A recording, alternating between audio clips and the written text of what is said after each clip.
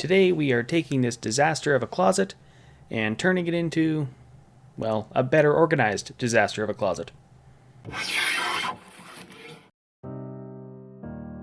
Hey guys, how's it going? So, my wife Danielle came up to me the other day and said, I was thinking, and I knew that my weekend plans were immediately changing.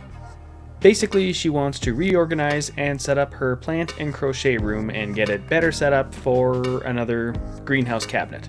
If you wanted to see how we set up her first greenhouse cabinet, you can check that video out up here. This will be a multi-phase project, so for now we are just going to be starting with the closet. The main goals of this closet reorganization was to have a heavy storage section at the bottom, tall storage on the left, hanging storage on the right, and shelving storage in the center. The closet had this upper shelf already installed, so we didn't need to change too much there. And then we added a shallower second upper shelf above it for long-term, rarely accessed items. So with all of that out of the way, let's get on to the build. Since right now I don't have a way to transport full-sized sheet goods, rest in peace 2012 RAM, I went into the hardware store with rough measurements in hand, grabbed a 5/8 sheet of MDF, and got one of the employees there to cut the sheet to size. Saves me from A, having to borrow a truck to get the full sheet home, and B, saves me the time and effort from having to cut the sheet myself on my table saw. MDF is heavy. Now with the sheets home, I pulled the top shelf out of the closet, since it was already cut to the size that it needed to be, lined it up on a new sheet, traced, and cut it out to the same dimensions. The work was already done, so there really wasn't much point in recreating the wheel here. Once the piece was cut to size, I threw a 1/4 inch roundover bit on my trim router and hit the front edges of the new shelf with it so that the shelves match. And then I hit the freshly rounded over edge with some 120 grit sandpaper. With that done, I can cut out the shelf support structure from one of the other sheets. 3 pieces of wall shelf supports, center shelf support, shelf. And the lower shelf is good to go for now. Moving to the shelving portion, I cut all of the remaining sheets to the same width at the table saw, and then take 2 of them over to the miter saw, line up the edges, and cut both the top and bottom to the same length. Now, I'm not saying that my saws are perfect, but this is something that you are going to have to keep in mind if you are getting your sheet goods cut at the store or using the store's panel saw. Their saw might not be quite square and cut your sheet goods at a high 80-degree cut as opposed to an exact 90. Not impossible to remedy, just something that you have to keep an eye on. With the 2 shelf sides dimensioned, I set up my miter saw stop block and cut 5 shelves to length, making sure to square up the edge of the new sheet first before cutting all of the shelves to length. And then rounded over all of the front edges with the router again, and sanded the newly rounded over edges. Moving on to assembly, I figured since it was going to be in the closet, I wasn't going to worry about making any of the joinery super fancy, so I just went with screwing into the shelves through the side of the sides.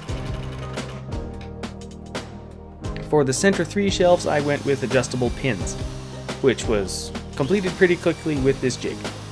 Unfortunately, at this point in the project, all of my batteries were now dead, and since it was minus 40 degrees Celsius for the last couple weeks, none of them would take or hold a new charge. Fun fact, minus 40 is the same temperature for both Celsius and Fahrenheit. So I had to break out one of the 2 quarter drills that I had. One of them I picked up at the garage sale nearly 5 years ago for $10, and it was never used up until this point. At this point, the shelving unit is done other than paint, so I haul everything inside to come up to room temperature before Danielle or myself could paint.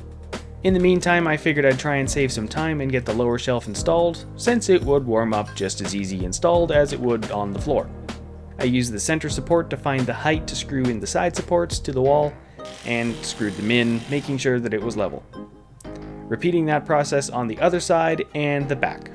For the center divider, I squared it up with the wall and floor, and screwed it into the supports and floor with some right angle brackets and screws. Then I can throw the original shelf from the upper section down on the bottom section.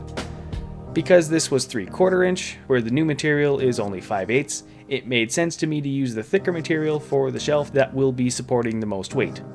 With the bottom shelf section assembled, we can move on to paint. And in hindsight, this should have been done way before installation.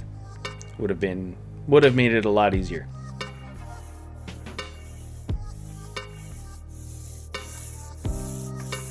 He's totally going to end up in the paint. Since MDF soaks up paint like a sponge, we ended up doing 3 coats of this paint and primer in one. When it comes to painting MDF though, you should check out this video by my friend Suj over on his channel. I'll link to his video up here. We didn't go nearly as deep with this project, but you definitely can't argue with the results of his method. Anyone else purposefully leave their paint trays to dry so that you can just peel all of the dried paint out? With the painting done, I can set the shelf into the closet, throw in the shelf support pins, and touch up the paint, literally, on this one edge I seem to have missed. And this project is done. And judging on the before and after of this project, I would say successfully. I am quite happy with how this project worked out. This closet has been kind of a catch-all for the assorted stuff in the house the entire time we've lived here, and now it's a lot more purposeful. Like I said earlier, this is the first phase of a multi-phase project, and it definitely made moving forward with the next phases a little bit easier now that things have an actual home. Unfortunately, this project will have to be put on hold for now, since we recently discovered a bunch of mold and rot in our home office, and ended up moving the majority of the office into this room for now, but that will be another project. Also the reason why I'm recording this in my dining room. And with that, I'm going to call it a video. Thank you all for watching, and if you like what I'm doing here, give this video a thumbs up and subscribe for more. If you have any questions or comments, I look forward to checking them out in the comment section below. And if you want to see more up-to-date projects, you can always follow me on Instagram at John the Schreiner. Otherwise, I will see you here in the next video, and have a good one.